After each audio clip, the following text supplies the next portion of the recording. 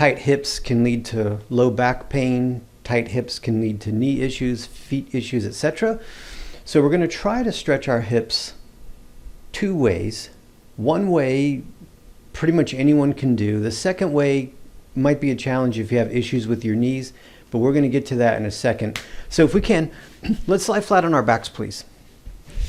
Just lie flat on our backs, nice and easy. If we can, we bring our knees towards our chest, hold on to our knees, and we're just making ourselves kind of flat on the ground. And this in itself is a nice little low back stretch. It helps stretch the glutes. It helps stretch the low back a little. We're just trying to get sort of flat on the mat here. And just a breath or two here. Okay, so next we bring, let's say, our right foot, bring it to the ground, keep it there. Left foot, bring it to the ground, keep it there. Our knees are bent, feet are flat, legs about hip width apart. Now this is going to be what's called a bridge. You may have seen it in physical therapy. You may have seen it in yoga classes. We're trying to stretch the front of the hips. So we take a breath in. We take a breath out. As you breathe out, pull your pelvic floor up into your body. That helps activate the core, stabilize the core. Lock that in. Take another breath in. Exhale. We try to lower our ribs. Connect your ribs to your guts. We call it sealing the gaps, and we lock that in.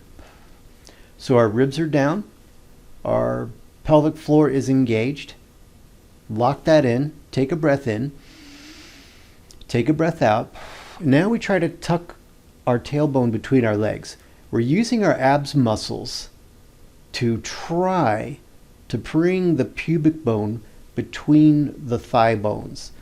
You might feel your behind lift up off the ground a little bit, or you might feel your pelvis starting to rotate, which is good. That's what we want.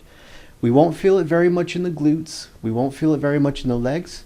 We feel it in the core. Now, locking all that stuff in, we take a breath in. Take a breath out. Push with your feet. Squeeze with your glutes and see if you can get your hips up off the ground into this bridge. And now we're going to hold here and breathe here. And what we're trying to do, we're trying to create a straight line from our knee to our hip.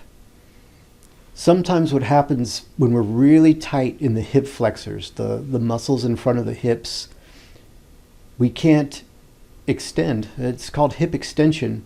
When we get our behind off the ground, and we're kind of like stretching the front of the legs and we're stretching the front of the hips. If we're really tight through here, it's hard to get our behind off the ground. Now, the more we do this, the more we practice, the more release we get in the front hips. And the more release we get in the front hips, the more, function we get back in the less tightness, I should say. Less tightness in the low back, less tightness in the hips and the knees and stuff. Now we're going to hold for one more breath. Now as we exhale, hold everything together and lower down in one piece. Just nice and easy. Try to lower down in one piece. And then once you're safely on the ground, release. Okay, now that's one way to help stretch the hip flexors, to stretch the front of the body. Now we'll try another. If we can, we roll over to our sides and we come up to what's called a half kneeling position. Now watch me first. If this is something that you cannot do because of knee issues, things of that nature, go back to the bridge. Do the bridge again. If you can get into this kneeling position, you might need to get extra padding under your knees, etc. But here's what we'll try to do.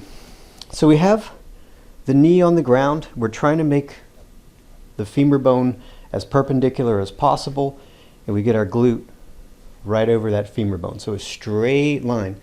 I'm trying to look forward, ribs down, just like we did in the bridge pose. My front knee is bent 90 degrees, foot's flat on the ground. You can stabilize yourself on your knee, hold on to a wall, etc. We take a breath in. We take a breath out. Now, just like we did in the bridge pose, we're going to squeeze the glute. In this case, it's my left leg, and I'm trying to squeeze my left glute. I'm trying to tuck my pelvis under. It's called a posterior pelvic tilt. I'm trying to tuck my tailbone between my leg, and you should feel some tension running up the front of your left leg, or whichever knee is on the ground. And it's just a matter of getting tall and trying to do that posterior pelvic tilt. It's not very intense, but it's very subtle and very effective. So it's constantly ribs down, tuck your pelvis. Ribs down, tuck your pelvis. One more breath in. One more breath out. And we gently release. We switch sides as gracefully as humanly possible. I'm going to turn around so that, because of the camera angles, this time it's my right knee that's down. I'm trying to get my right femur bone to be as perpendicular as possible. I'm going to face forward, take the breath in, take the breath out, just like we did in the bridge pose. Ribs down. I'm squeezing this right glute. And that's helping to open the front, the low front of my body. So we're strengthening the glute, lengthening the hip flexor. And this is helping to create a better functioning leg and hip mechanism, which can lead to low back pain relief. It can lead to better knees, better toes, etc. Let's do 2 more breaths here. Ribs down, tuck the tail. Ribs down, tuck the tail. Good. And we gently release. And from this position, any way you can, we stand up. If you want to follow along with me, we're going to tuck the right toes under. I reach up with my right hand, reach back with my right leg, and step forward. If you're looking for a method of yoga that's taught in a safe, slow, sane, back pain-friendly way, I want to invite you to check out our on-demand service at redefinedyoga.com. I'll put a link in the description. I developed our method of yoga. It's called functional yoga instruction. I developed that method of yoga for one reason, and one reason only: to help me overcome my chronic back pain.